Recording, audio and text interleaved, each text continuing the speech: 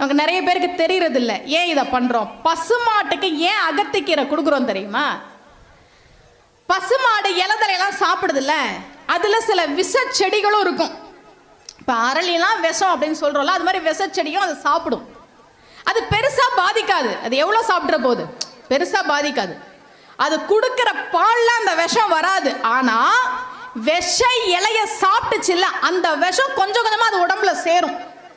ஒரேடியா பசுவை தாக்காது, ஆனா கொஞ்சம் கொஞ்சமா சேரும். அது என்னைக்காவது ஒரு நாள் பாதிக்கும்ன்றதுனாலதான் அகத்திக்கீரையை நீங்க கொடுத்தீங்கன்னா அகத்திக்கீரை அது உடம்புல இருக்க விஷத்தை முறிக்கும்.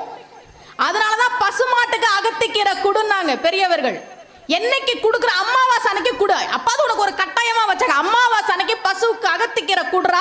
ஏன்னா அது விஷத்தை உடம்புல வச்சுட்டு உனக்கும் உன் பிள்ளைக்கும் பால் கொடுக்குது. அந்த மாடு நல்லா இருந்தாதான் நீயும் உன் பிள்ளைங்களும் நல்லா இருப்பன்றதுக்கு தான் பசுமாட்டுக்கு அகத்திக்கீரை கொடுங்கன்னு வச்சாங்க.